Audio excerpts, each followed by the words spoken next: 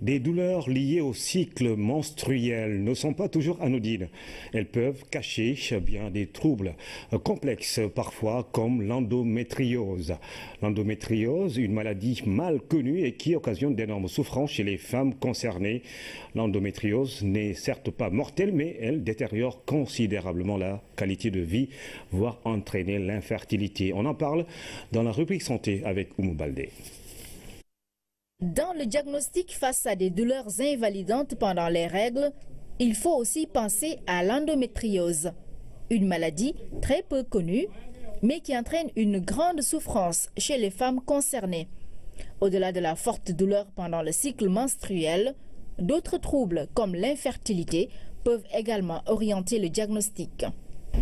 On reçoit tous les jours des femmes qui nous disent j'ai des douleurs pendant les règles, est-ce que c'est normal? C'est vrai qu'on est tenté 9 fois sur 10 de leur dire que c'est normal, mais il ne faut jamais sous-estimer cette douleur-là parce qu'elle peut cacher en fait une autre maladie.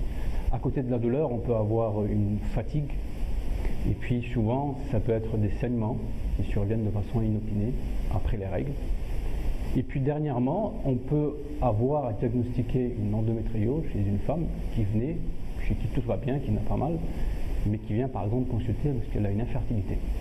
Et c'est souvent au moment d'explorer ces femmes qu'on se rend compte en fait qu'il y a une endométriose qui expliquerait l'infertilité chez elle. Par ailleurs, les causes de l'endométriose restent inconnues, mais les caractéristiques de la maladie, elles, sont bien connues. Vous avez ici la couche la plus interne de l'utérus qu'on appelle l'endomètre. Alors cet endomètre ne vit que par les hormones, c'est-à-dire que tous les mois, à travers les hormones que vont fabriquer les ovaires, les cellules de l'endomètre vont s'épaissir. Elles vont prendre du volume, elles vont constituer ce qu'on appelle une dentelle utérine. Et en réalité, cette dentelle utérine, elle est supposée accueillir une grossesse, quand grossesse il y a. S'il n'y a pas de grossesse, ces cellules vont se désagréger et donc vont être éliminées de l'organisme à travers le col puis le vagin. C'est ce qui se manifeste tous les mois par les règles. L'endométriose, c'est quand on va retrouver des cellules endométriales dans une zone anatomique du corps humain autre que l'endomètre.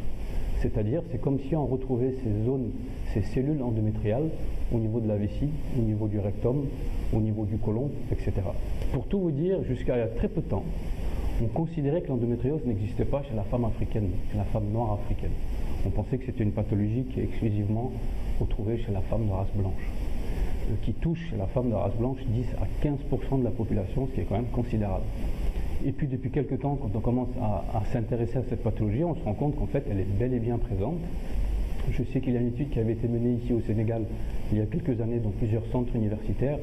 On retrouve en moyenne 3 à 4%. Mais il est évident que ce chiffre il est sous-estimé dans la mesure où il y a beaucoup de cas d'endométriose en fait, qui ne sont pas diagnostiqués et étiquetés en tant que tels. La méconnaissance des origines exactes de la maladie fait que la prise en charge est assez limitée. Les médecins proposent généralement un traitement hormonal dans certains cas. Alors la prise en charge, elle est variable en fonction de l'âge de la patiente, en fonction de son désir de grossesse ou pas.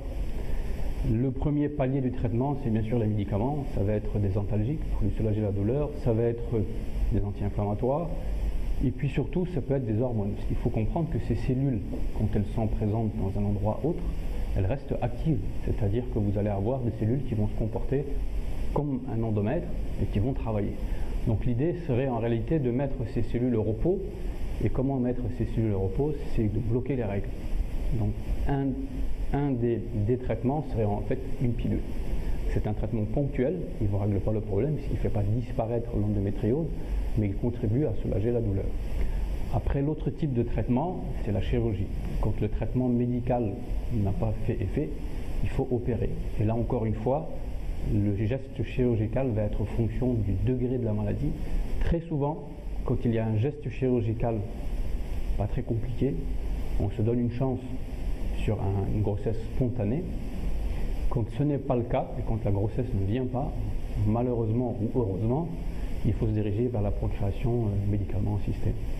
Puisque les chercheurs ne se lassent jamais, ils orientent de plus en plus leur théorie sur la piste génétique pour lever l'énigme face à l'endométriose, une pathologie qui rend la vie difficile à de nombreuses femmes qui souffrent en silence, surtout pendant leur cycle menstruel, ce qui est souvent mis sur le compte de la fatalité.